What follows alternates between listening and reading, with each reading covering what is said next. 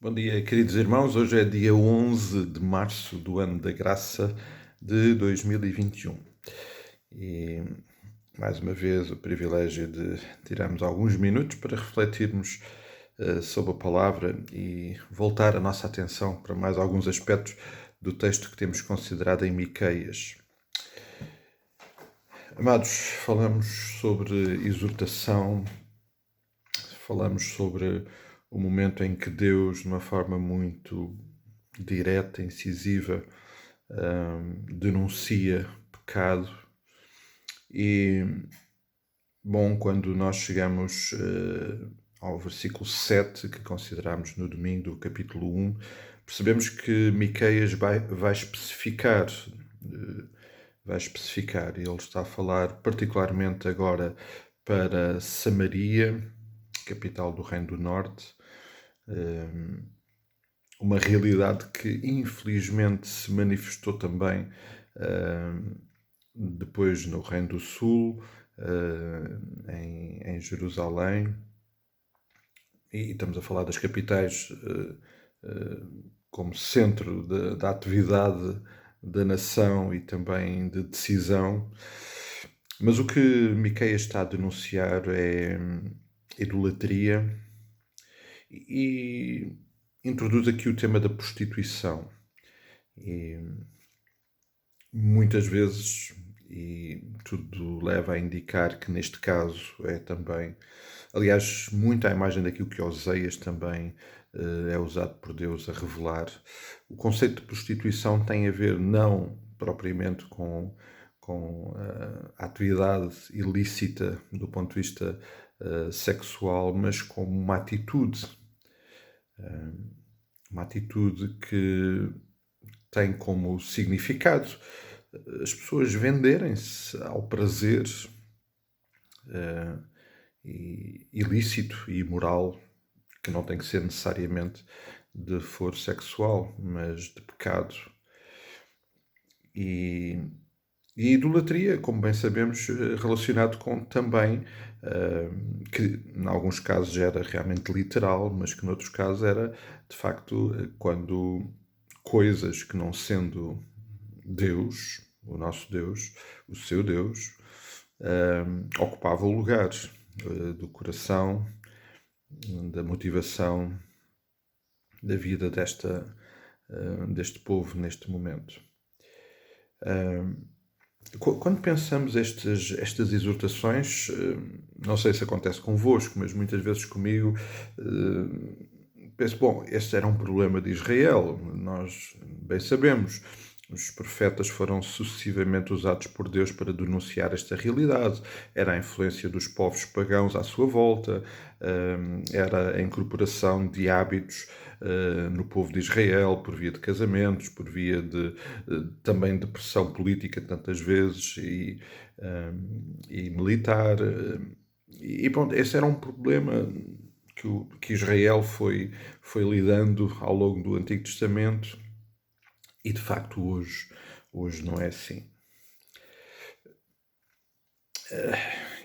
Eu creio que se analisarmos a essência desta exortação no que diz respeito à idolatria, percebendo que, tal como aconteceu naquela época, subtilmente ídolos vão tomando conta do coração do povo,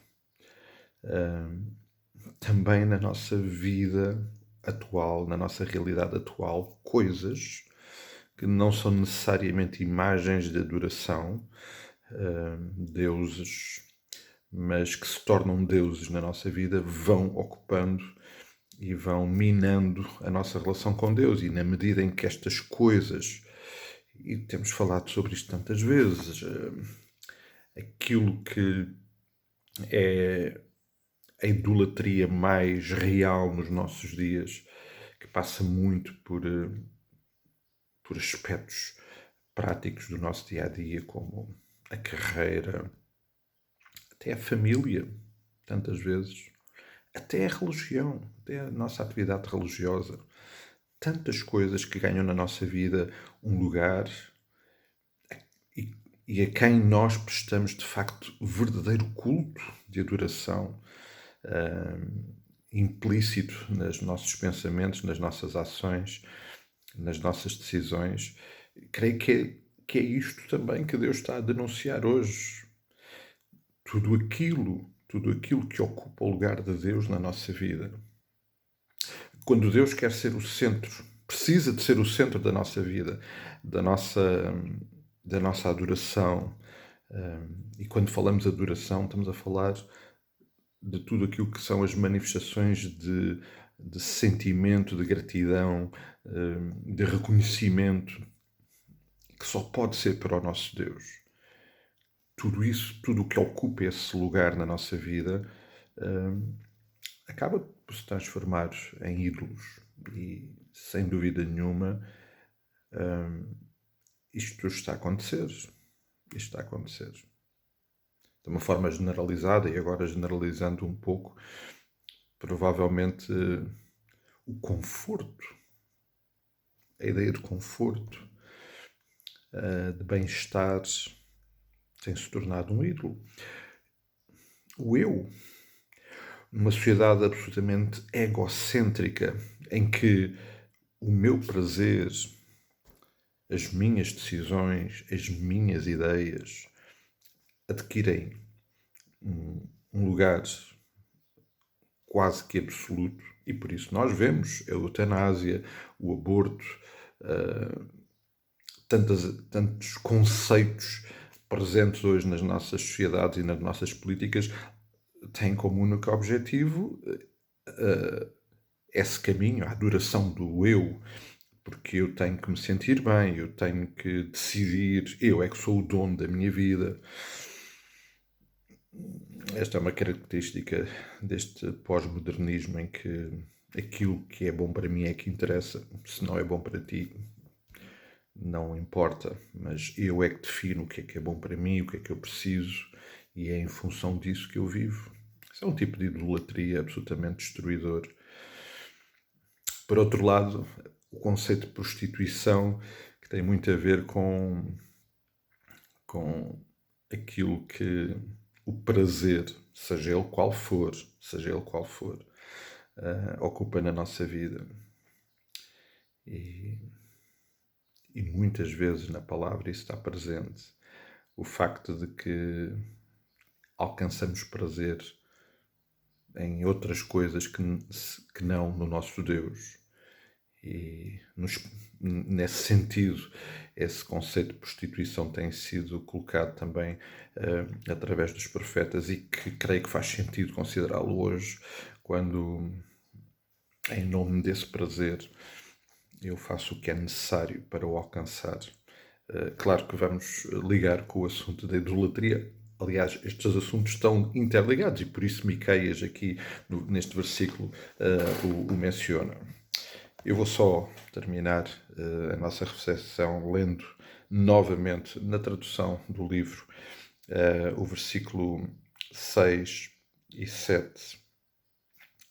Por isso toda a cidade de Samaria se desmoronará.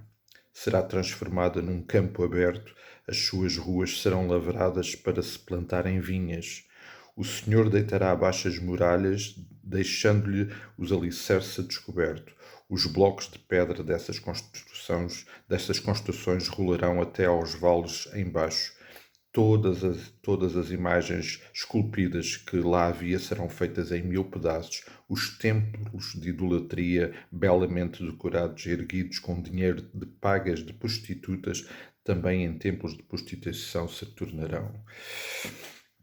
Nesta linguagem figurada, mas cheia de significado, o Senhor está a dizer que, todas essas coisas que destruíram o coração do povo serão destruídas. E a verdade, amados, é que isso também é real para a nossa vida.